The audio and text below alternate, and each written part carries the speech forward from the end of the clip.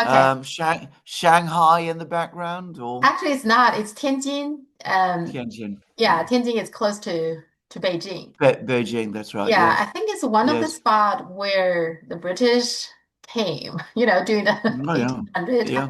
one of those ports, Absolutely, absolutely. And close to I think Beijing. Yeah. absolutely were the Germans there as well too. The Germans were there, but German mainly was in Shandong province.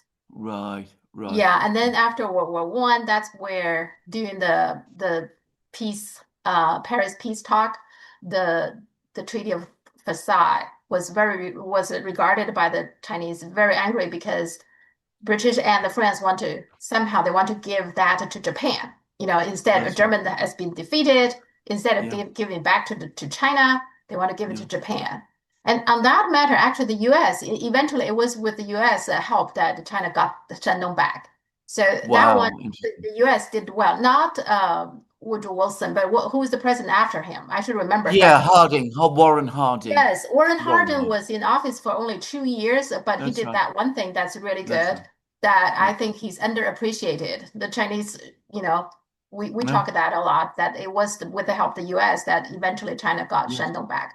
But Wow. during that time, the Chinese diplomat, he was very firmly against that and refused to sign on it. So that helps too. But partially it's because the people inside China was protesting as Right, well. So right, that was right, that was right. part of that. Yeah, Yeah. this is Tianjin. The It's the the 1919 protests. yes, the Yes. May 4th. Yeah. Yes, Yeah. May yes. 4th Yeah, protests. that's how Rem- I the May I 4th. know that I know that they're a major event in Chinese Yeah, history. Yes. which many people think that's partially contributed to the Communist Party was born in China because lots of the Mm. activists during May 4th eventually becomes the founding members. Wow. So Yeah. yeah, so Yeah. events they always have connections, right? They always Oh, they always do. One thing always leads to another. I mean, it's yeah, Lenin who once said, "Everything is connected," and yeah. it's true. Which is why we do need to learn history. We always need to remember I know. history, I right? know. I know. Not just to see it. Well, Catherine, who is an academic, obviously, is telling me that right across Britain, history departments are in crisis, Okay. and they are being closed down, Mhm. and that history's teaching of history in schools is being reduced continuously. We had a long discussion about this just the other day because Mhm. there's a general crisis of the humanities in Britain, and not just in Britain, by the way, but in most of Western Europe.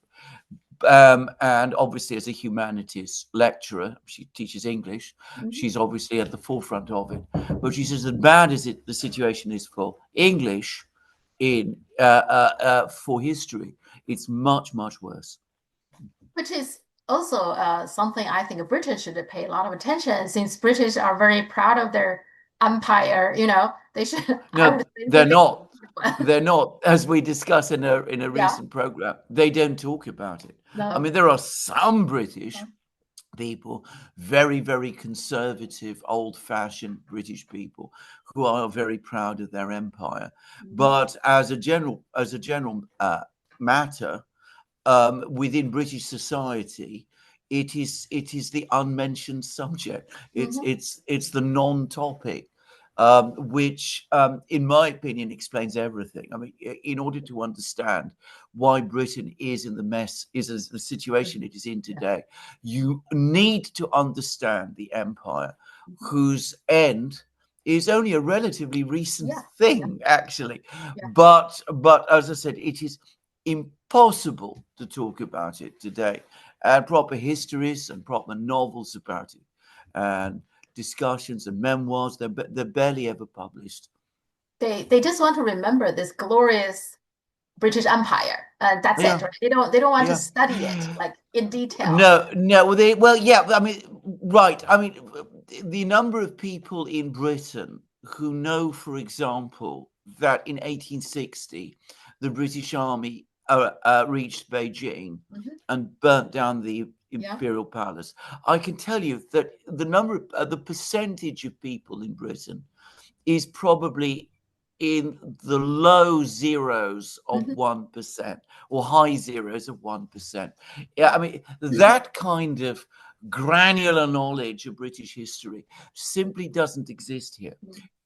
British history, as it's taught to British people today, basically focuses on two periods. Mhm. One is the 16th century, the time of the Tudors, Henry VIII and Elizabeth I, which can be presented as a glorious period in Mhm. British history.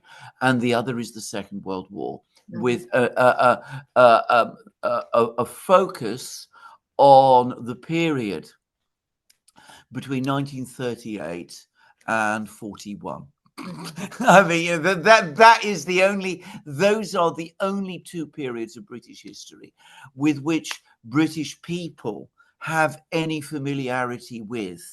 And of course, what they know about those periods anyway is mostly myth. Yeah. And in the Yeah. meantime, the British Museum exhibit all these looted artifacts, right, from Yeah, around the world. which are never, however, spoken of as being looted. Yeah. I mean, they are there, Mhm. and you can go and you can find. I mean, we was recently I took my children to the Victoria and Albert Museum, which is one of the great repositories of looted artworks, if I can say so. I mean, that in some ways the biggest single Mhm. look depository of looted artworks. And we're borrowing all the Persian carpets and the Chinese porcelain and the Chinese porcelain, the Chinese exhibitions in the British Museum are better, by the way. But there are some very good things also stolen from the palaces in the V&A. But there is never any explanation Yeah. of how they came to Britain. Yeah. I mean, That's never. You look at the labels, you will look at the things. Nobody ever talks about this. Mhm. Which is very strange in a way because what's the purpose of you exhibit them that you're a powerful empire at one point? Yeah, and then what? Are these like Well, evidence of the crimes? okay. There is a degree of actual aesthetic Yeah. appreciation, and I mean that does exist.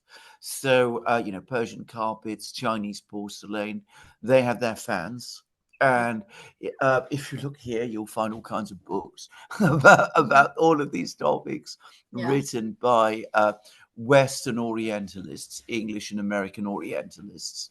And you'll find there's lots of that going on, but as I said, of the background history there is very, very little. I mean, there's it's as if the cultural interest, which is narrow. I mean, we're Mhm. talking about uh, perhaps 10,000, maybe more, a bit more than that, people in Britain who are interested in Chinese culture, who heard about some of the artwork of Mhm. China, and there's sort of vague knowledge that China has this enormous civilization and culture, which people come to see. And so if there's an exhibition, if China sends exhibitions of things from things that have been found in tombs, the jade suits. You remember that the aristocrats were buried. That people will go to see that. And I forgot. I mean, one person from China's past that many people in Britain know of is Xin Shi Huang. I Things are- mean, not the exact, not because of the terracotta army and all of Yeah, that. because of that. I Yeah. mean, the mainly that, and that he built the Great Wall and all of this, and Mhm. that he was a cruel and evil man, which is how he's always represented here, and all of that. So I mean, you have a little bit of that there, Mhm. but as I said about British interaction with China, Mhm. the story of the Opium Wars, Mhm. the um, uh, way in which Britain ran aspects of China. Mhm. I mean, I'm sure you know that the British, during the last period of the Qing dynasty, the Mhm. man who was in charge of Chinese customs was a British official, Mhm. and he made sure that all of the senior positions in the Chinese customs service were staffed by Westerners. I Yeah. mean, he had a deliberate policy of excluding Chinese. Mm-hmm. And of course, he also claimed that he was extremely loyal to China. And in some ways, I mean, compared to some of the other people, he was perhaps a little more sympathetic to China than some Westerners. But I mean, that gives you a sense of the depth of British involvement in China. But it's very, very rarely talked about or understood here. And as I said, the mass of the British population knows nothing about it. I mean, they know about the slave trade, but then Uh-huh. the reason they know about the slave trade is because there are many black people in Britain who talk about it. And the other thing is, of course, the thing that they could talk about is the slave trade is not that the British started it and kept it going for 200 years, but that they ended it. So that's the other side of it, you see. Yeah. Yeah, if you don't, I mean, the Chinese attitude towards history is that you need to learn from history, right? That's why you need to study the history and China has a completely different yeah, understanding and relationship to history. I mean, I have to say, more so than any other nation. hmm I mean, as you probably know, I have been and continue to be very interested in Indian philosophy and hmm Indian culture. But it's striking how profoundly uninterested in their own history the Indians are. So hmm that, I mean, there is none of the incredibly precise um, recording of hmm historical events that you find in China. So, at the time of the Empress Wu Zetian, you know exactly what she was doing from one month to another. You know what temples she visited. We know what officials she appointed, what decisions she made, what kind of crises used to be reported. At the same time, at exactly that same time period, there is uncertainty about which dynasties were ruling in which parts of India. I hmm mean, there are arguments of placing particular dynasties in particular regions of India, and there are arguments about the times, and they can be 200 years apart. hmm So people will put them in this century, and people will put them in a completely different century, which is very strange. But China, the Chinese people, have a relationship to history which is, in my opinion, one of their strongest hmm qualities, because obviously they learn from it. They accumulate this enormous sense of experience and understanding. But of course, it does something else. It gives China this tremendous self confidence because China has all this enormous backstory behind it. So if something difficult, if there's a problem happens, well, the Chinese will say to themselves, well, we've overcome far more difficult things in our past.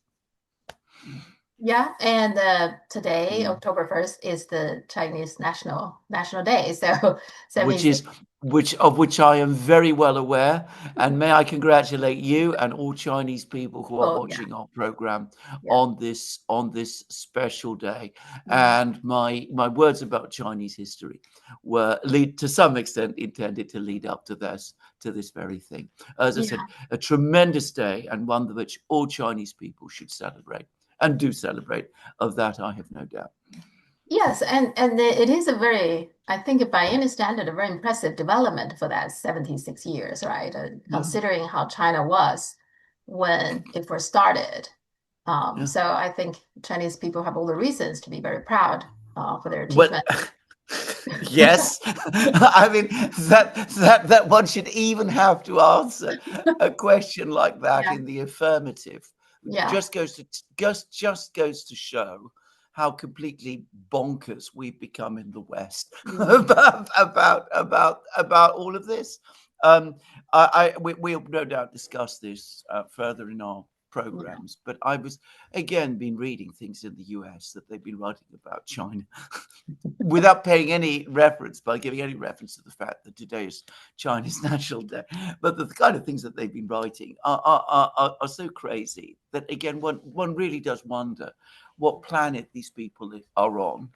And, I mean, again, it seems to me that China has the misfortune that it exists in two places at once. mhm, One, the real China, the one that Chinese people live in, where they work and raise their families and achieve all the things that we've just been saying, and the other completely different China, which exists in the Western imagination, which is a completely different place.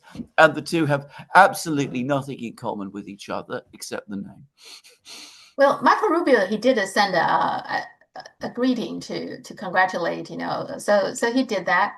But if you look at the mainstream media, when they're reporting Xi Jinping gave a speech and they were saying, oh, he re-emphasized, China must unify with Taiwan, sounds like a very aggressive kind of a talk, which is which is not what his talk is about. But that's how the West portrayed China, like in such important holidays. All they are thinking is, oh, you're going to, doing something aggressive. Invade Taiwan and all of that. Invade Taiwan, reunify Yeah, with Taiwan. How could China reunify with Taiwan when the Western powers themselves acknowledge that Taiwan is already part of part of, China? yeah, I mean, that is, I mean, this lack of logic is never addressed yeah. in Western commentaries, by the way.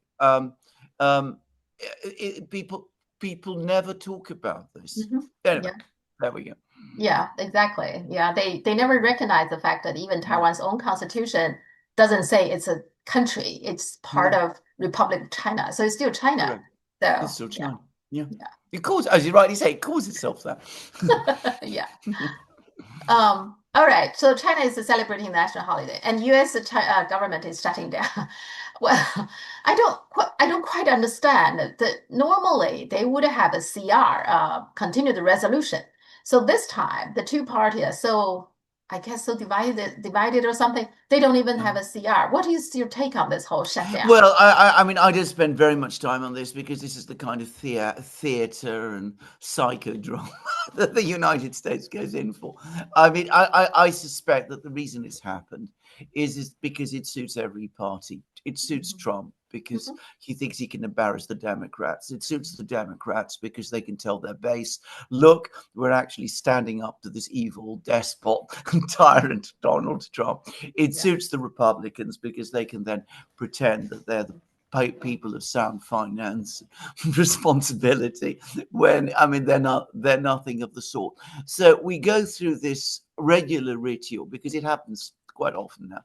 This regular ritual, which usually lasts a few days, and then some kind of compromise is patched up, and the underlying story is that the financial position of the US government just deteriorates because the debt burden ultimately continues to rise. And nothing is ever done to actually reorganize, or if you prefer to use the word reform, the federal bureaucracy, which simply goes on getting bigger and bigger. And so, I mean, I don't take this seriously, except that, again, what it shows is that in the United States, government, actual government in the functional sense, doesn't exist anymore. I mean, it arguably doesn't exist anywhere in the West. I mean, Mhm. what you get is theatre and performance, but you don't have a president, a cabinet, which is really focused on addressing the underlying problems of the country and in providing actual government in a way that people will notice. I totally agree. I really think it's right now the U.S. government is not functioning.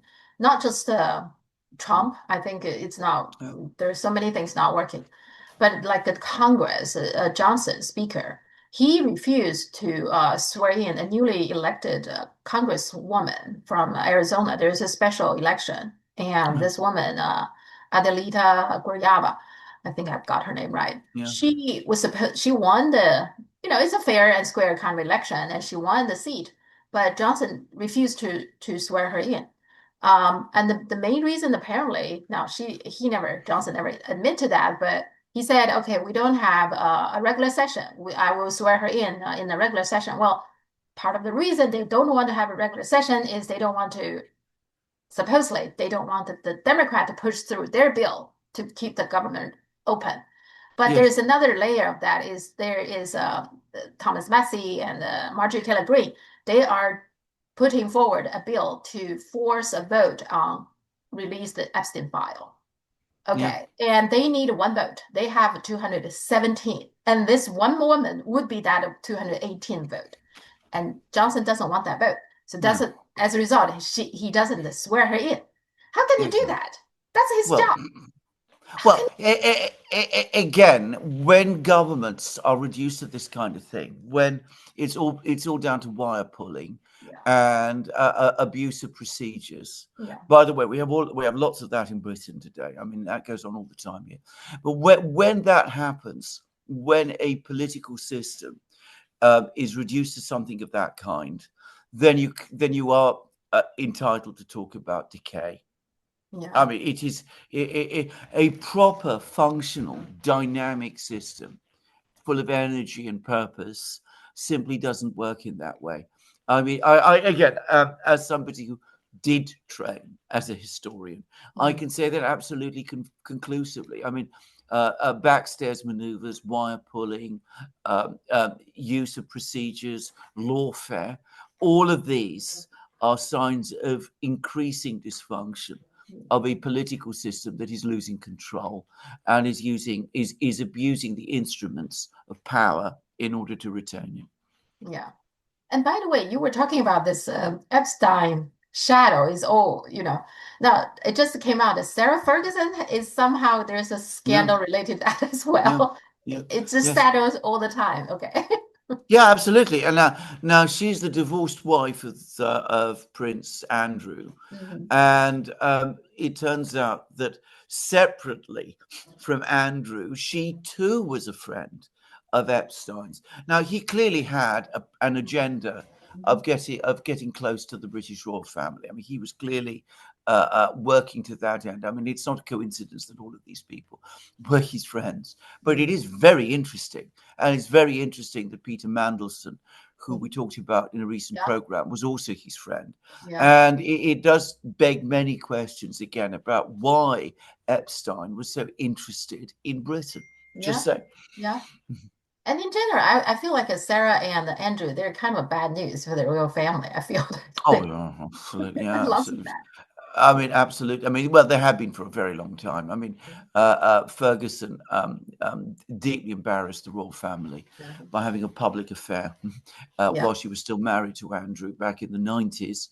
And Andrew has always been considered rather dim yeah, and laddish. And anyway, the Epstein business brought all that out into the open. yeah. But I mean, none of the others, it must be said, are particularly attractive either. I mean, Yeah. the Queen, the late Queen, was a figure of dignity Yeah. Hmm. and did possess genuine self-control.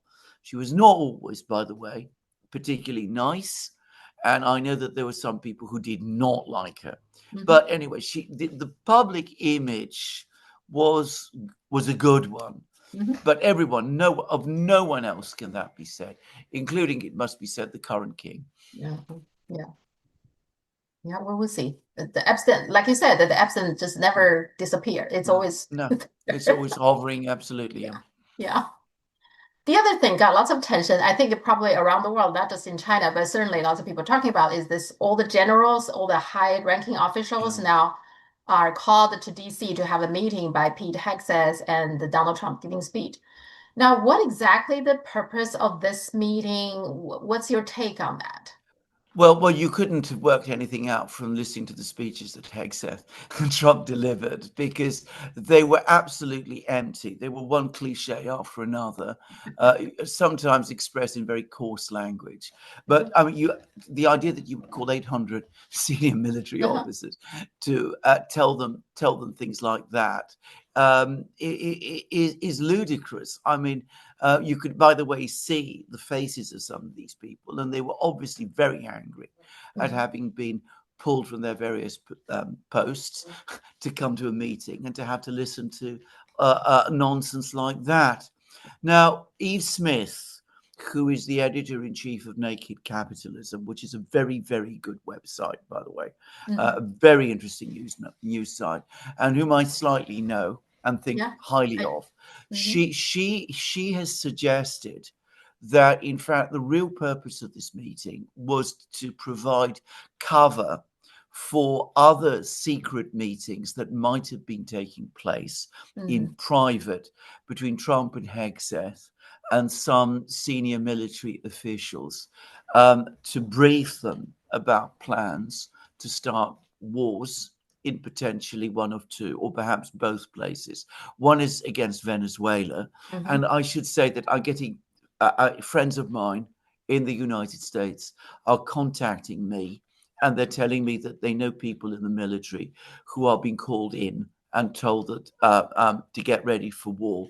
And the country that's been talked about is Venezuela. So, it does look very likely now that an attack on Venezuela is just around the corner, just hours or perhaps days away.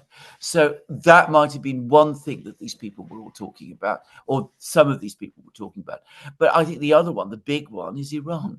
And there's been reports in the Russian media, and you'd never see these in the European media, but the Russian media is full of reports about massive transfers of fighter jets and fuel supply planes in the United States to Europe. And the Russians think that this looks like it could be either a rehearsal or preparation for a major strike on Iran. Okay. Yeah, from the surface, it looks like a loyalty test. He did kind of like ask if you don't like me, like what I'm saying, you can leave. But then there goes your rank, so the loyalty test. And then some pep talks and photo op, I guess. So, but I guess it makes I mean, you're absolutely right. I mean, it's extremely funny that they're talking about loyalty tests in the United States and about the president not trusting his military. I don't know whether people in China know about this. I mean, it's an absolutely preposterous story that Xi Jinping is sacking generals all over the place because he's facing pressure. And I've even seen one absolutely ludicrous report, I mean, crazy report, that he's not even anymore in control and that China is being run by a military committee. So the same people who are spreading these stories in the United States, and you're quite right, are the same people who support the president and the secretary of war, which we must now call, who are worried about the loyalty of the US military. Yeah. So there you go. A wonderful example of how by the way, I agree. I mean, they were talking in that way of projection. So you're worried about the loyalty of your own military, and you pretend you spread absolutely, I mean, not just groundless, but I mean, comically wrong stories about some kind of crisis like that in China. So, well, in China, of course, they mainly wonder whether they are talking about some potential war with China. So you don't think of this time they're doing that? Because, even on the surface, we don't hear a lot of report, but there has been constantly, the Philippines are creating some troubles. And of course, there's endless military drills that US is doing now. It's not even getting much reported now because it's so often. The US is doing it today with a joint drill with the Philippines, tomorrow with Australia or with Japan. They have been doing that all the time now. It's almost like a daily routine now. So the situation in around China, it looks calm on the surface, but it's not. Yeah, I mean, I think a number of things to say. Firstly, if they do attack Venezuela and they do attack Iran, be absolutely clear that this is ultimately about China. It always is about China. I was reading an equally crazy article by Conrad Black. I don't know if you've ever heard of him. He was a Canadian businessman, very, very close friend of Trump's. He used to own the Daily Telegraph in Britain, but he had to give it up. And he went to prison for a short time because of financial malpractice. But he's back and he's very close to Trump. And again, I mean, he said quite clearly that Trump's attempt to be conciliatory to Russia was all about getting Russia away from China. And there was all the usual nonsense scare stories that, if Russia continued to be friends with China, then China would be pushed by China to lease Siberia to China, and China would transfer 40 million people there. These things. It seems incredible to say this, but this kind of mad reporting is actually becoming dangerously common now. Mhm. So, there is this incredible hostility and animosity to China, and it is always there. You got glimpses of it in Trump's speech to the military officers. So Mhm. I'm afraid I can't discount this. I Yeah. can't discount the possibility that they are talking about a war with China. Mhm. And I'm sure you are aware that the Pentagon has apparently told the missile producers that we need to increase missile production fourfold, by Mhm. 4 times, Mhm. in order to keep up with the Chinese, which is impossible, by the way. I mean, again, I worked in industry. I know about how industry functions in the West, at least. It is impossible to achieve a fourfold increase in missile production in the West on anything like the kind of timescales that are being talked about. American industry is not structured that way. It cannot do it like this. I mean, China, where you have completely different economies of scale and entirely different organizational and management systems, you probably could. Mhm. And of course, the Russians can, and their industrial system is different. But in the United States, it cannot be done. I mean, it simply cannot be done. All they will do is that they will increase the price. They will throw money at this problem, which will increase the unit cost per missile and not result in many more missiles being produced. But put that all aside, the fact that they're talking in this way again speaks of some kind of preparation for a war with China. And then, Mhm. of course, we also have the story that was I don't know whether it was published in the U.S. media, but it was all over the British media, that supposedly Russian paratroopers are training Chinese Uh-huh. paratroopers, Mhm. as if Chinese paratroopers need training. I mean, Uh-huh. we won't go down. We won't go. But again, this is clearly being explained as part of some preparation for some kind of attack on Taiwan. Uh-huh. And lastly, there's a story that Xi Jinping apparently wants Donald Trump to make some kind of public commitment that the United States actively opposes Taiwanese independence. And this is somehow Mhm. supposedly an incredibly threatening and very dangerous thing that the Chinese are doing. The United States said back in the 1970s that it opposed Taiwan's independence. So what is new there? Mhm. Well, But the you could see the rhetoric. So Mhm. given the rhetoric, given the madness and hysteria there is abroad, how can I say definitely that an Mhm. attack, a war with China, is not possible? I don't think it is likely, because I think China is too strong Mhm. and they know it. And I think also the talk about quadrupling missile production shows that they know at some level that China is too strong. But, Medvedev, who's the Russian Mhm. um, senior Russian official, when talking about a war in Europe, he said exactly the same thing as I'm going to say now about China. He said, there is no logical, rational reason to think that a war in Europe is going to begin. But given how mad some people are, you can't discount the possibility entirely. Mhm. And given the madness there is in the United States about China, you can't discount that possibility entirely. I don't expect it, Mhm. but I would think it would be very, very complacent to think it's not going to happen.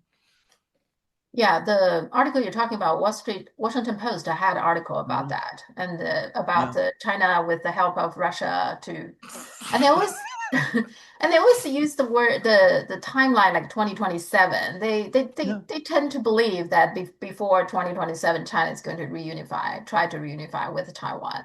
yeah. But I don't know where they get that year. But nonetheless, that's what they're talking about. Yeah, so I saw that article. I even made a program of it.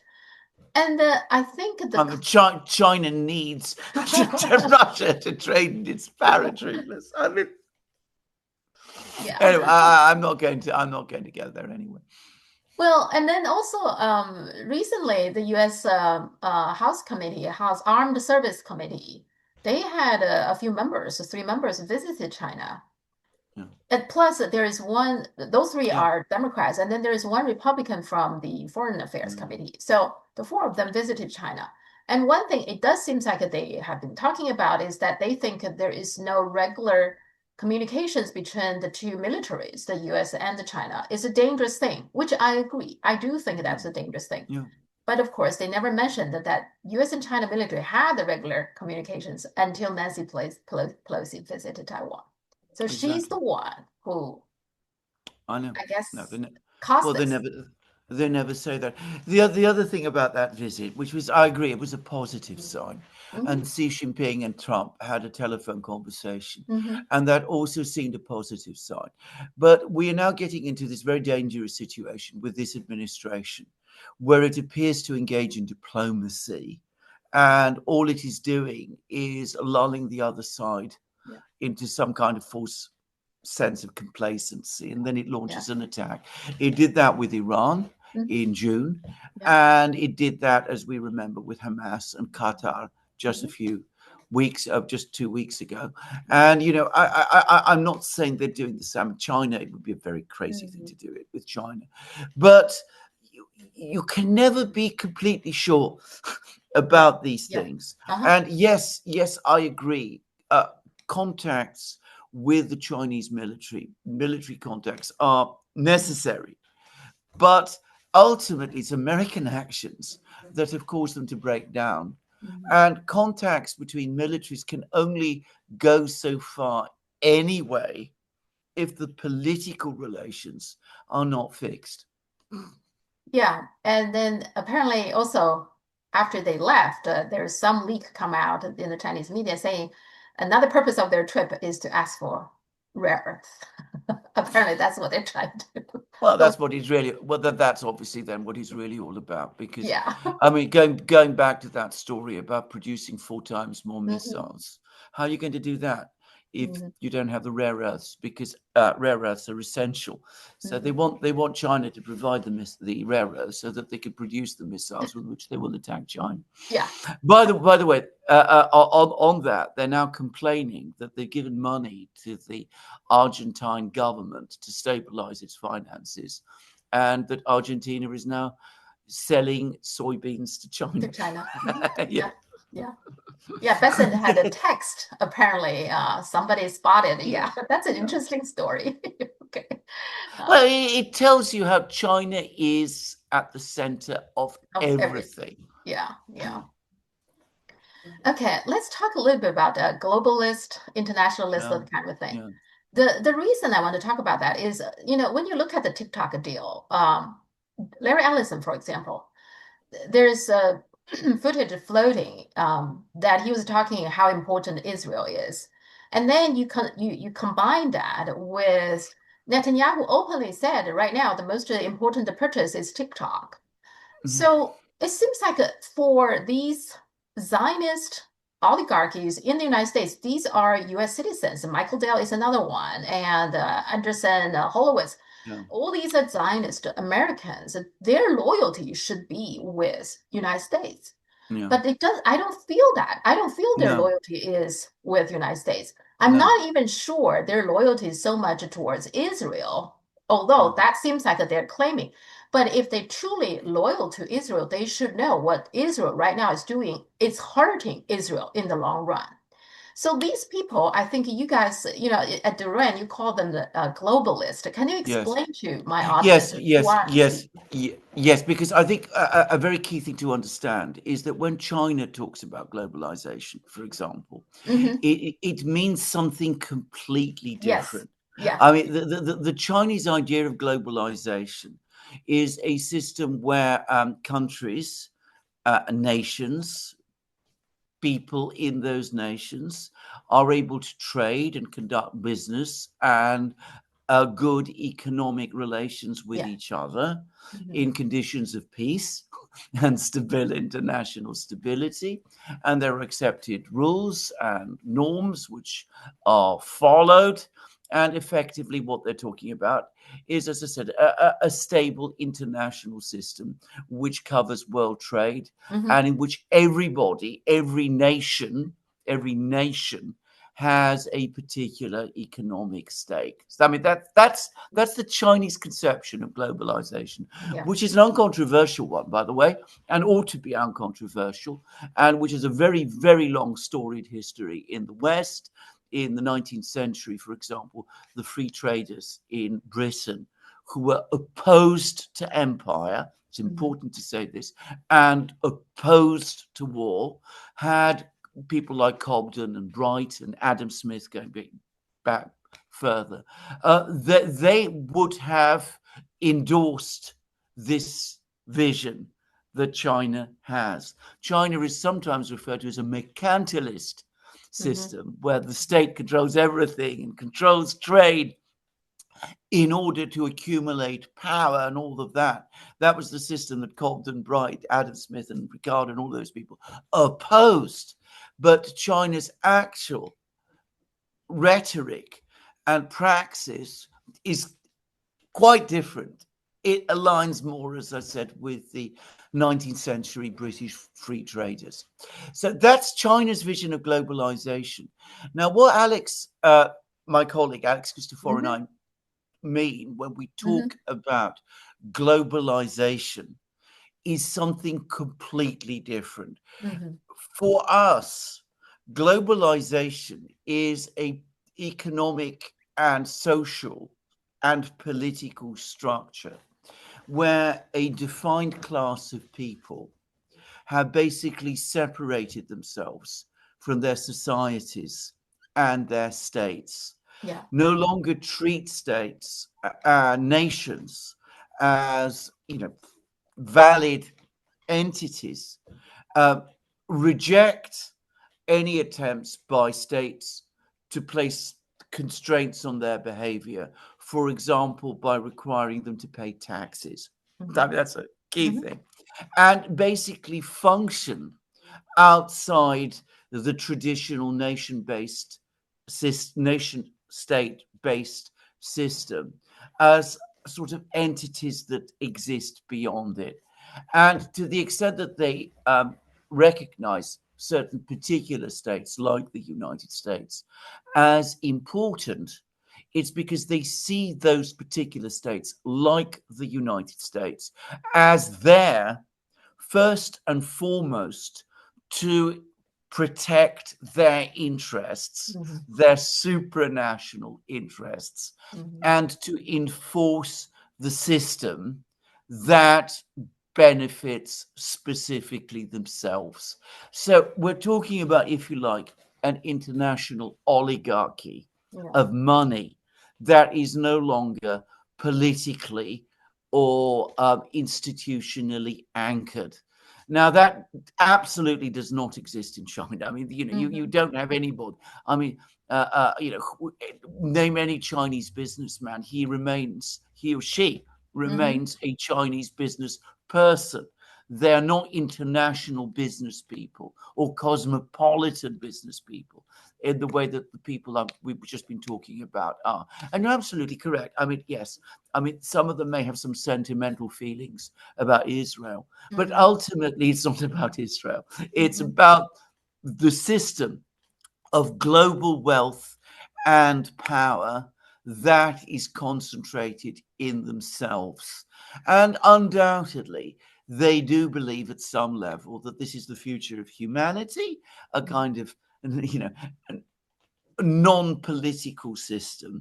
And I suspect that some of them probably believe that not only is it the future of humanity, but that it is human progress, that they are the people who, better than states, nations, and governments and electorates, are best qualified to chart the way forward for humanity in the future.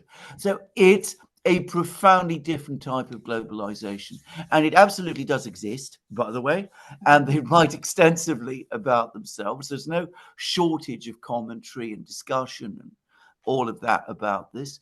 And it all is bound up with concepts like the rules-based international order, which is, of course, all about the rules they set and which benefit themselves. And of course, the United States too. But then the United States, as I said, is the instrument through which the system is created and through which it is enforced. But closing factories in America, shutting down factories, firing workers, plundering the US itself, that is not something that they feel they should not do, because they don't have the kind of social responsibility that would expect of, say, rich people in China, and there aren't the political and administrative and legal constraints on them that would restrain that behavior there anyway. So that is the difference. Well, I have so many questions. So is that part of, I think that's part of the reason I don't feel United States even a fully independent country, considering, for example, how much influence Israel has. And not only Israel, but South Africa. You see, if I tell you Trump and the refugee in the same sentence, you will find that very strange. Why would Trump, care about refugee? Well, he's established a program for South African white farmers. Yeah. And why does he do that? Because, Peter Thiel, Elon Musk, David Sachs, these South Africans clearly have influence over him to set up this program. Yes. How do I know that? Well, because the US farmers is complaining about that Trump seems to care more about the South African farmers than they care about the US farmers. Yeah. And of course, some people are always concerned about the British influence and the European influence over the US policies. Yes. So do you agree that US is actually not a fully independent country because of that? I would completely agree. And I would add, by the way, that these ideas, this concept of globalization that we've just been talking about, has ultimately a European origin. I mean, remember that Europe, as we've discussed in many places, is a fractured collection of different states. But it is undoubtedly true that basically from the 1940s, a European elite began to form, which conceived of itself as European, as opposed to French, German, Spanish, Italian, or whatever it was. And a lot of the original thinking came, which has created this system of globalization that we're talking about, originated in Europe. And a lot of it, of course, originated in Britain as well, which has always been a country with a very, very strong oligarchical system within its political DNA. So absolutely. And the United States is very much trapped into and subservient to this system. We saw this play out very strongly in 2008, for example, during the financial crisis. I mean, remember the very different way in which China and the US handled the financial crisis. China began a massive program of economic reflation, which is intended to boost the economy and increase aggregate demand. The United States bailed out the banks, not just its own banks, but those of the West, and of course the other central banks in the West and governments there played that very same role. Is again a completely different response to the crisis that arose then. And again, it tells you very much about where the priorities are. In China, the priority is development. It's on China itself. In the West, It is on preserving the international financial system, which is, of course, what underpins the entire system of globalization that we were just talking about. Well, part of some people explain why Besant involved in bailout Yeah. Argentina is because some of his Wall Street friends was bidding. They were betting on Argentina. So Yeah. if Argentina totally collapse, some of his friends will lose big money. So that is one of the explanation. And then again, it's not to serve the best interest of the United States. Why does the United States need to bail out Argentina? Well, Okay, the regardless of United what States happened to the soybeans, right? It's just what? Why? Why would you do that? the Right. United States has no reason to support Argentina. It's throwing good money after bad money because the Yeah. government in Argentina is going to fail, and its economic policy is completely misconceived, and Argentina repeatedly defaults. And by the way, I'm not saying this as any kind of critic of Argentina and its Hmm. people. I think that they have been disastrously ill-served Yeah. by, again, an economic oligarchy. But this is another story which we will have to discuss on a completely different day. But you're absolutely right. I mean, Argentina is being bailed out at the moment, not to help Argentina, but in order to preserve Uh, this, myth of Millet as this great revolutionary libertarian and all of that, but also mostly because not just friends of Bassett, but all kinds of people within uh-huh. the United States placed bets Mm. on Millet and his success, which of course plays completely up to what they want, because the way in which Millet has reorganized or tried to reorganize the economy in Argentina is one which completely works to the interests of these globalist influences that we're talking about. Anyway, they placed bets on him, and they're worried that they will lose them. There's somebody put it very well at the time of the 2008 financial crisis: socialism for the rich, Yeah. Yeah. capitalism, predatory capitalism for the poor. Yeah.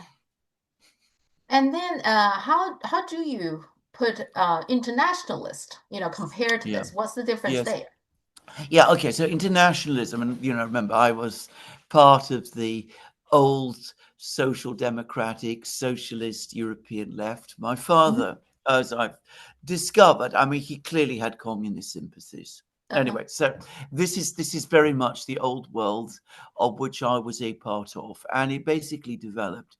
It was a conception that developed in the 19th century, and it is very much connected with Karl Marx and the Mhm. influence of Karl Marx. And the point was that Marx said that beyond everything, there is class struggle. There is the struggle between classes, and it currently in the current period of history, this expresses itself as within the struggle that is taking place within capitalist societies between capital and labor. And out of that, the understanding grew within the international working class trade union movements, mostly in Europe, but also to some extent the United States, that since capital is organized internationally, so a capitalist in New York can invest and build a factory in Germany and Mhm. can play off workers in Germany against workers in the United States. Just as capitalism is organized internationally, so should labor be. Okay. And out of this grew the view that workers in all countries, and bear in mind, we're talking about the 19th and early 20th century. So this was mostly European Mhm. and Western countries at that time. But workers had more in common with each other than they had with the capitalist masters who were exploiting them. And out of this idea that international working class solidarity, the solidarity of oppressed peoples, um, out of that was where it developed. And then after the Russian Revolution, it developed further still. because the Soviet Union established itself as the first socialist state, and the state that represented the interests of the working class, the proletariat. Mhm. And so one of the other aspects in the 1930s and 40s and 1920s too was that part of international working class solidarity was to support the worker state, which was the Soviet Union. Now, that caused a lot of trouble later because, of course, the Soviets then, after the Second World War, claimed that that gave them a kind of primacy in the international communist movement. And that was obviously rejected, specifically in China as well. And we all know the tensions and the story. But you can see what left-wing internationalism was all about. I lived through all of this. Mhm. I was absolutely part of this. I can remember that when workers went on strike in Britain, workers in Germany, for example, it was in a car factory in Mhm. Britain went on strike. Workers in a car factory in Germany would restrict their labor so that if cars would not be exported from Germany to Britain Mhm. in order to undermine the striking workers in Britain. Mhm. And, right up until the 1970s, this was absolutely part of the pattern of industrial relations and internationalism. And then, of course, it also expanded into anti-imperialism, that people in the European colonies were part of the oppressed. So internationalism meant being anti-imperialist, and this Mhm. is very important. Mhm. So when Gandhi came to Britain, for example, in the 1930s, working class communities came out and supported him because they supported Indian independence and were opposed, by the way, strongly opposed to all attempts to maintain and preserve the empire in all sorts of places. And you could see how all of that developed. It's something that doesn't exist in the West anymore. Mhm. This is interesting. So it's almost like the opposite. So the globalists are Yeah. the borderless capital, and Yes. the internationalists are borderless union workers. A little bit Yes, like. I know, except that internationalism never involved not being patriotic about your own country. Uh-huh. Okay, that's So, good. so, so, so, a British worker would remain a British Mhm. worker. Mhm. A German worker would remain Yeah. a German worker. All of that. A Russian worker would remain Hmm. a Russian worker. But so it was not about extinguishing nation Uh-huh. states or Okay. ending patriotism and all of that, but the sense that workers around the world needed to support each other because the capitalists otherwise would play them all off against each other and would win the game. You could argue that what happened in the West in 1989, after 1989, 1991, the fall of the Soviet Union, is that the capitalists did win the game, Uh-huh. and it's out of that, in a sense, that globalization, as we now understand it, really gained force. The ideas about globalization in the West go back to the 1940s and began to gain institutional expression in Europe in the 1960s. So the internationalist is about the solidarities, right? So workers. Solidarity, Yeah. exactly. Okay. That is the fundamental thing. And by the way, China, I mean, the Cold War was absolutely part of this. I mean, it was. Uh-huh. Okay. China uh, played an absolutely essential role, for example, in the national liberation movements in Africa in the Uh-huh. Hmm. 1960s and 1970s. I mean, they were always there. Hmm. Okay. Um, yeah, I think fundamentally the US problem is being controlled by the like a borderless capital oligarchies. Yeah. They don't care about this country. They really don't. Correct. Yeah. Absolutely, absolutely correct. Whereas workers always Uh-huh. care about Care their about the countries countries. Yeah. because they Yeah. live there. You Yeah. see, a globalist oligarchic Hmm. businessman, where he or she lives Hmm. ultimately doesn't matter. Yeah, yeah. And Peter Thiel even said in one of his interviews, he said himself, he said, "Oh, if Trump doesn't win this, I'm going to leave." So for him, it's like, okay, Yeah, if things doesn't go my way, yeah, I'll move somewhere else, So absolutely. he doesn't have this, yeah. And he remember he comes from South Africa, originally from Yeah. the East Yes, Germany, yeah. So for yes, him, it doesn't matter where he lives. So. yeah. Um, the Middle East, the Trump's 20 points peace deal. I don't know. It's such he never, first of all, he never did consulted with any Palestinians, right? With No. Hamas or Fatah or Mm. just to throw this to the Palestinians to accept. And if you don't accept, we'll just continue, genocide. Basically, that's what it is, isn't it? It's Well, exactly. What basically has happened is that some of the Arab states came up with proposals, and you can see the origins of this plan in those proposals. Trump does what he always does. He took over those proposals. So this is a great new peace plan. I'm going to attach various ideas of my own to it. I'm going to create this peace board, of which I'm going to appoint myself chairman. I'm going to have my friend Tony Blair as part of that board, which is an idea so outrageous and so appalling, given Blair's record in the Middle East, that one just cannot even begin to get one's head around it. And then I'm going to impose it. And if anybody doesn't like it, I'm going to come after them and blow them to smithereens. Again, this is not peacemaking. It's not diplomacy. It's gangsterism. no, I mean, that's no, basically what it is. yeah. It's very coercive. I mean, Oh, yeah. it's giving Hamas a very little room, right? On the one hand, in the peace deal, that 20 points, they basically saying you need to return all the hostages and then give up all your weapons. So Hamas has Yeah. nothing, no Well, leverage exactly. whatsoever, right? Well, exactly. I mean, the one thing that's been carried over from the Arab proposals, which might potentially might make this different, is that it does involve deployment of a peacekeeping force in Gaza, which would presumably be from the Muslim states, and apparently Indonesia is putting itself forward as the country that will provide Uh-huh. most of the troops for it. But precisely because that might make this an actual peace plan which might have a meaningful outcome.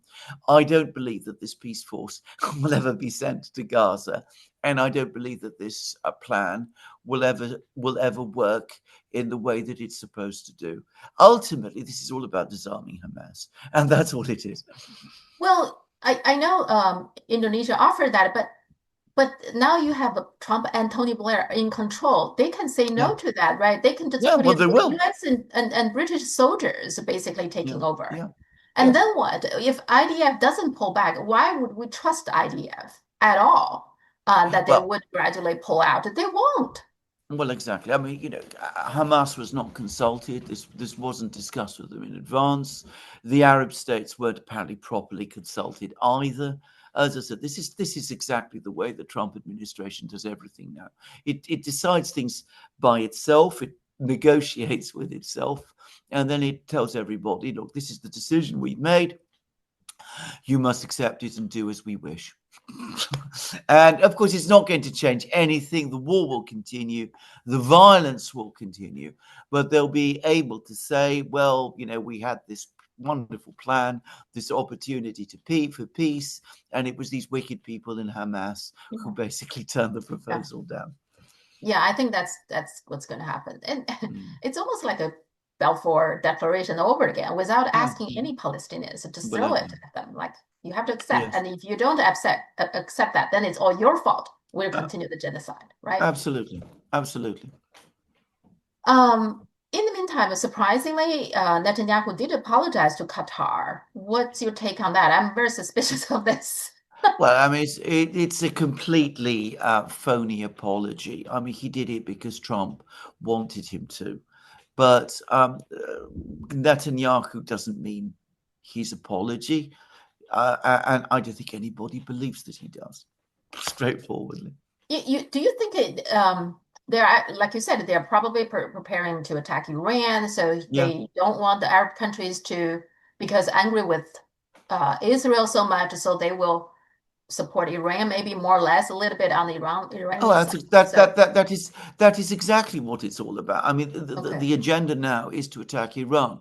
So Hmm. they want to keep the Arab states, the Gulf states, quiet whilst that attack is taking place. They absolutely do not want the Gulf states to side with Iran Hmm. because they say that, look, Israel attacked us, and if it attacks Iran again with the backing of the United States, then it will come after us. So that's what this is all about ultimately. And this Sumud flotilla, this ship, all this supporting, I mean, aid. Is that a little bit like the internationalism at work a little bit? There's all kinds Yeah, of people from different countries, right, to support the yeah, Palestinians. yes, So, yes. but Which explains why, by the way, it's coming in for vitriolic abuse in sections of the media here in Britain. uh-huh, This whole uh-huh, operation, absolutely.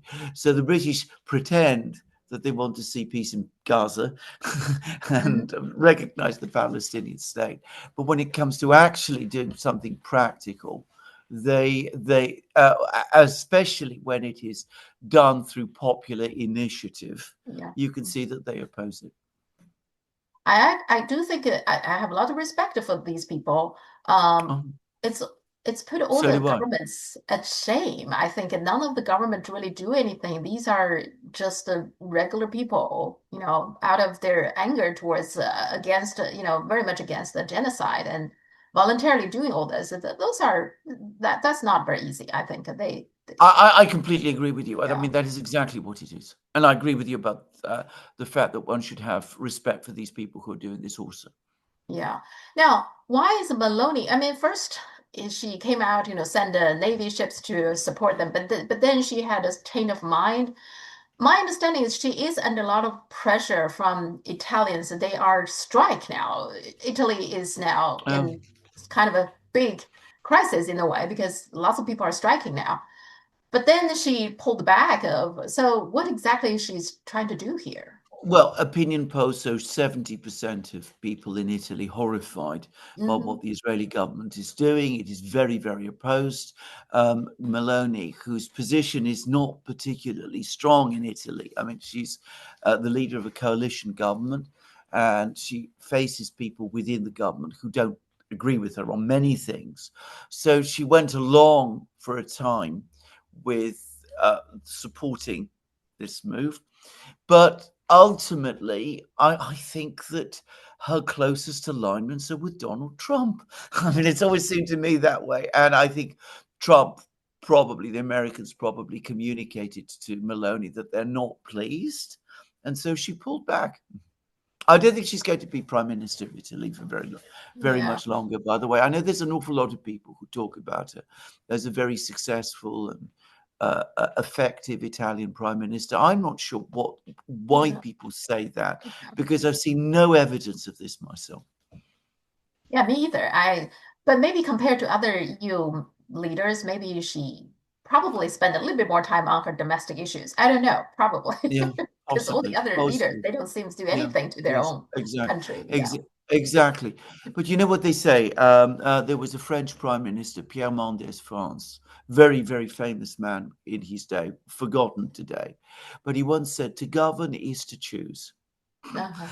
You don't find any political leader in Europe who's prepared to do that, prepared to make choices that go against the mainstream orthodoxies, whatever they are. Orban. I mean, he Well, seems, Orban, yeah, yeah, it's the only, Orban. yeah. But Hungary is a small country, Uh-huh. and though it carries an enormous amount of weight internationally, Uh-huh. I mean, there's a limit to how much a small country by itself can do. Yeah. Yeah. Speaking of Europe, so the Ukraine war. Now the US is considering to provide the Tomahawk, Mm. long range missiles to Yeah, provide to Ukraine. yeah. What is Trump trying to do here? Is he trying to think that this would intimidate Russia? Yes. Yes, Okay, that's but exactly what he's trying to do. I mean, well, I think the way to understand this is actually very simple. I mean, the Americans have been trying to get the Russians to agree to freeze the conflict in Ukraine, because they know that the Russians are winning the conflict, and they know that there's going to be an absolute debacle and a military defeat, and it's going to be very difficult for the Americans. And the Americans worry that if there is this kind of defeat, they'll be tied down in Europe. And of course, as we know, they want to go to war with China instead. So they're very unhappy about that. So they've been trying to find ways to pressure the Russians. And the way they were trying to do that for most of the time that Trump has been president is by threatening sanctions, further sanctions on the Russians, and tariffs against Russia's trading partners. And this all culminated in a threat to impose 100% tariffs on India and China in July. And then the United States discovered that India and China were not going to be intimidated. They also realized, after the disaster of what happened in April, that an economic war with China is not a good idea.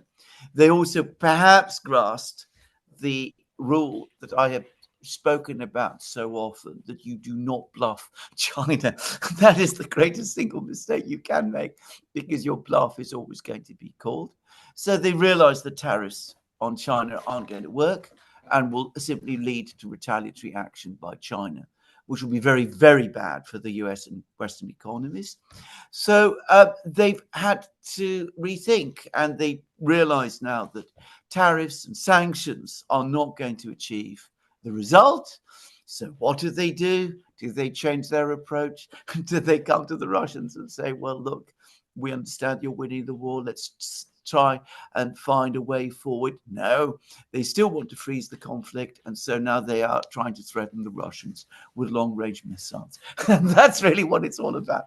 It's because of the failure of the sanctions threats and the threats of economic war that we saw over the summer. That was the big lesson of the summer, that the United States did not dare to do that. Because of the failure of all of that, they're now switching tack and now talking about supplying Ukraine with long-range missiles.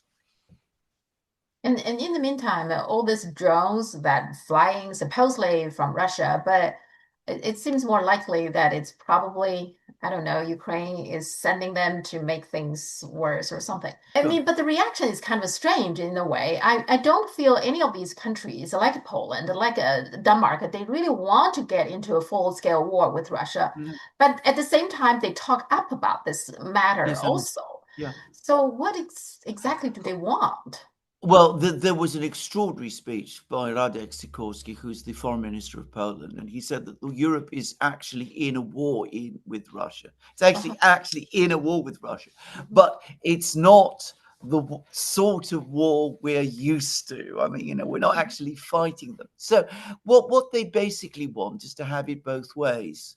They want to create a war atmosphere in Europe without actually having a war in Europe. I mean, they want to talk up the rhetoric of war all the time without actually fighting the Russians, which they would either lose militarily if it was limited to conventional fighting, which, by the way, it wouldn't be, or if it became a nuclear war, which unquestionably it would be the end of the West. So they don't want to do that. So they understand that. So they don't want to do that. But they crank up the rhetoric. They make massive issues of these actually minor incidents. I mean, let's say they were Russian drones. I mean, I've never said that. I don't personally think they were, but let's assume that they were drones that went off course. The Russians offered to talk about this. They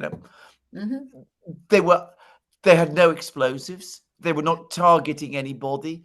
They didn't kill anybody. They clearly weren't intended to kill anybody. So, I mean, making a huge play out of this, creating a whole sense of drama and crisis around it, seems bizarre. And because 3 Russian fighter jets went from one Russian base to another Russian fighter base and crossed the Baltic in order to do that, which they had to do, by the way, and might have gone a little closer, 5 miles closer, to an uninhabited rock in the Baltic Sea, which is claimed by Estonia. To make a big issue of that also, and to threaten to shoot down Russian planes is absurd. But we have this atmosphere of hysteria and psychosis in Europe because I mean, that's what we have left now. I mean, we know we're losing in Ukraine. We're afraid the Americans might walk away. We were very unsettled by that True Social post that Trump published about a week ago, in which he said the Russians are losing the war. So therefore, I don't have to do anything. I can just leave it to the Europeans to sort everything out. So they were very, very unnerved and frightened by that. And they want to bring the Americans back in. And they would like the Americans to face down the Russians. They still believe that the Americans have that power. They imagine that, can't be sanctions, it might be cruise missiles or something of that kind. And at the same time, and we must not underestimate this atmosphere of hysteria and paranoia in Europe is also an effective way of controlling one's own populations. So they don't really want to fight the war, but they want the No. war going, and they want people, their own people, to believe Yeah. the war is coming somehow, Yes, that yes, keep yes, everybody on edge. Okay. yes, yes. It's impossible to sustain. Sooner Mhm. or later, this will collapse on itself. Yeah. And people will then begin to ask questions. I mean, you cannot keep hysteria going indefinitely. People become tired of it. Yeah. Uh, it seems so chaotic. Everywhere seemed like any moment a big thing could happen. Yes, Although, in the Middle East, in Europe, and even outside China, I would say it, like we said, it looks calm on the surface, yes, but who knows, yes, right? And yes. so, China is the eye of the storm. It's at the center of this. It itself is completely calm. mhm, The way often, when the storm is all mhm, around, at the yeah. center, it is completely calm. It is completely rational. I mean, this is the thing I find about there is no more rational government on earth. I mean, it Yeah. really is Yeah. extremely rational Uh-huh. and calm. Yeah. But it is ultimately its rise that Mhm, is the source of all of this. Because, well, as my friend Glenn Deason has just pointed out, uh, what China's rise portends is the end of 500 years of uh-huh. Western Yeah. hegemony. And that isn't something that Westerners find very easy to come to terms with. Yeah. So all of this hysteria, all this madness, all these wars and battles that have been fought in every sort of place, especially the United States, which has its own self-image as, the new civilized, the frontier of civilization and the vanguard of humanity, Mm. and all of that, the exceptional country, and all of the rest. I mean, confronted with the fact that another nation, a non-European nation, Mhm. worst of all, is now achieving the things that China is achieving. That is quite plausibly going to lead the world in AI. By the way, there's a great article in the Financial Times about NVIDIA and the fact that the Mhm. Chinese don't want NVIDIA's chips and how badly the West underestimated Huawei, just to say. Mhm. So, I mean, all of that. So, I mean, this is something that is so impossible for Westerners to compute or accept that it is driving them mad. Yeah. Well, but I think the obsession itself might eventually hurt them, right? That Oh, instead of, it's hurting them now. I mean, yeah, it's already hurting them. yeah, it's instead of focusing yourself, right, improving yourself, you're just always obsessed to how you can hurt China. I mean, but anyway. Yeah, speaking of AI, do you think there is in the West, in the US in particular, there is an AI bubble? I think that Yeah, that is there is. one There is an AI concern. bubble. there is an AI bubble, and what is causing it is the way in which AI has developed in the West. I mean, in China, the developments in AI are very, very, decentralized. Lots of people are doing things Yeah. in different places, but there's also the government is involved, and it's helping, for developed investment programs, and it's doing sorts of things. So the situation is stable, whereas in the United States, investment for these kind of projects often takes place through the stock market. Mm-hmm. That means that you inflate the expectations of what AI can achieve, not in 10 years' time or 20 years' time, but tomorrow. And this creates an atmosphere of euphoria and excitement, and you do get these bubbles. And this isn't new in the US. The 1929 crash, as many people don't know, began as a bubble, was caused ultimately by a bubble around radio and Wow. radio companies and the Okay. development of radio and the associated technologies in the 1920s. Then we had the other bubble Mm-hmm. with the internet, .com. the dot-com bubble. Mhm. And now, of course, we have the AI bubble. Yeah. And it's all precariously based on NVIDIA. If NVIDIA's Mm-hmm. earnings start to go sour, and they are still growing, but not at the stellar rate that they were growing a few years ago. If that becomes shaky, then the whole thing implodes on itself. And the other thing about Nvidia, and going back to that Financial Times article, Mm-hmm. one of the things that article showed very, very clearly is how important for Nvidia its Chinese business Yeah. was. Yeah. I mean, yeah, it was absolutely something that was central to its ultimate success, Mm-hmm. and now that's all been lost. And yes, it's still got other markets which are still growing, but it's not just that it's lost what was perhaps its most important market, which was China. But in that other market which it has lost, China, competitors with better engineering resources Mm-hmm. and even more investment behind them. And without this enormous instability, you see the American stock market. Those other potential competitors are developing, are growing. This is an example of how self-destructive US can be, right? Yeah. That because it's so obsessed with China, so okay, NVIDIA's chips cannot go to China. Well, eventually it hurts NVIDIA, right? Because NVIDIA in the process lost its big market, which is China.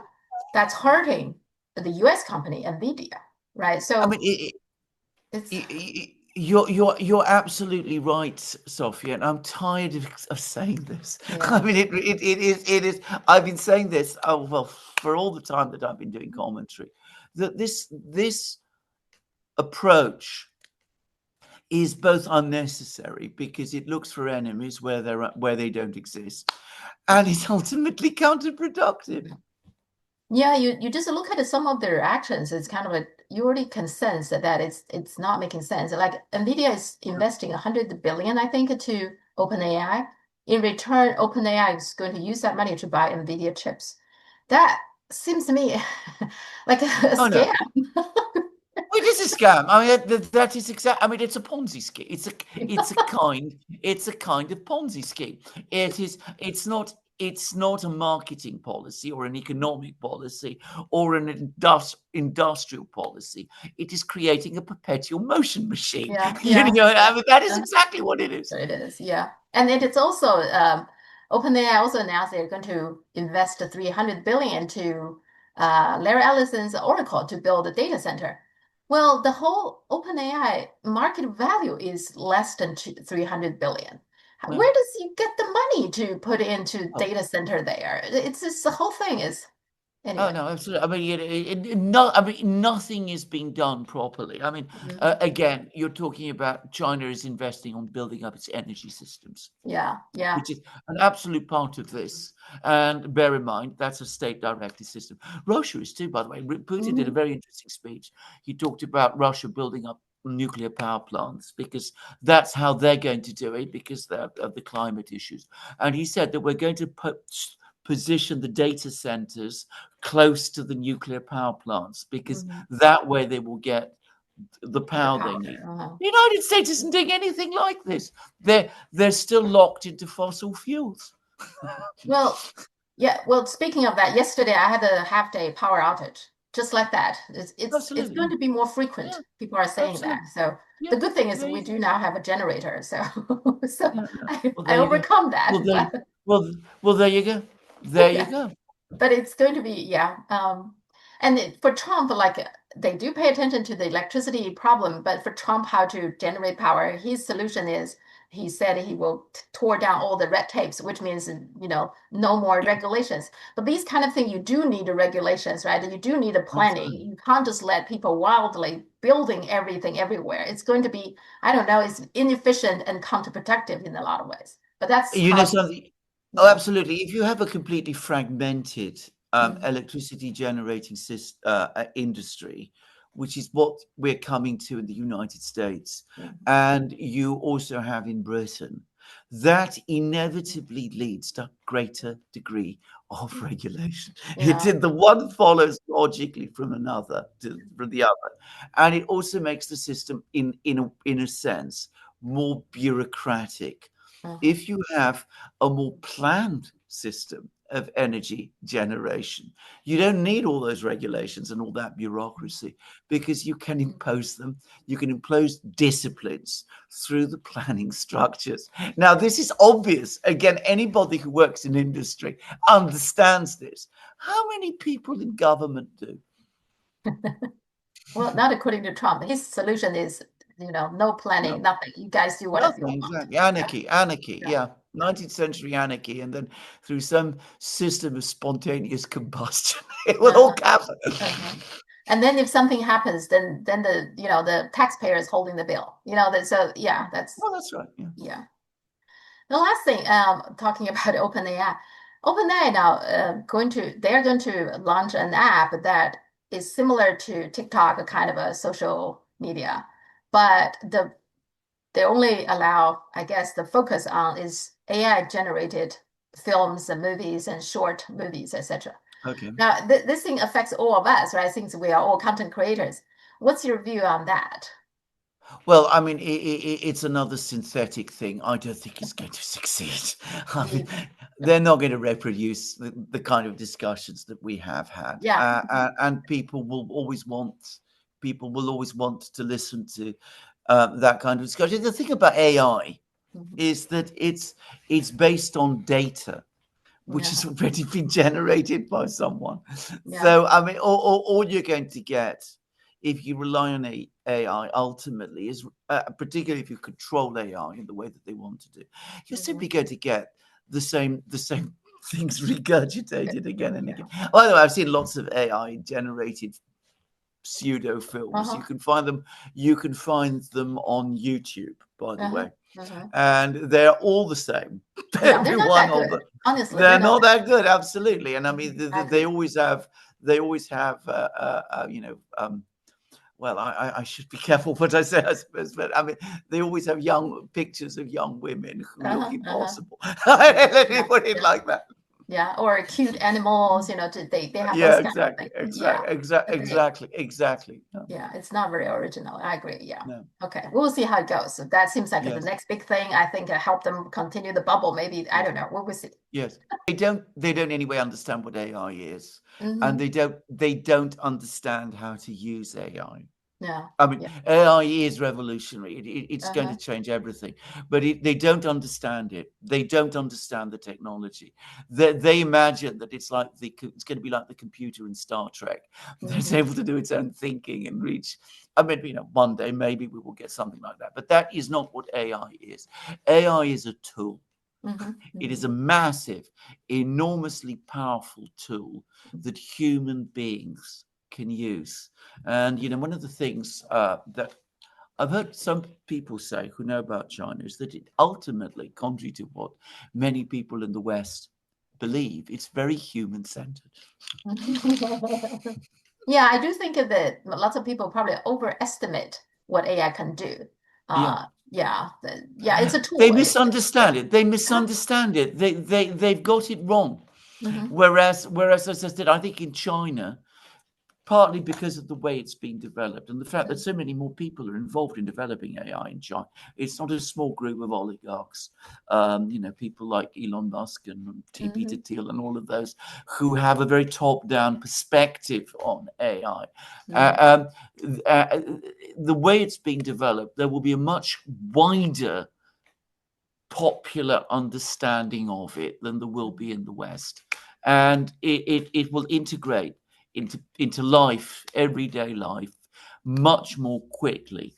As, by the way, QR codes did. I mean, I remember when I went to China in 2017 and I saw these QR codes. I thought, what are these things? I mean, no idea what they were, but they were absolutely already part of everyday life. In the West, in Britain, we barely started to get to grips with them. Yeah, that's true. The QR code actually contains a lot of information. Yeah, now that you're saying it. Yeah. Okay. All right. Well, we'll see. Let's talk next week. Thank you so much. Bye. Bye.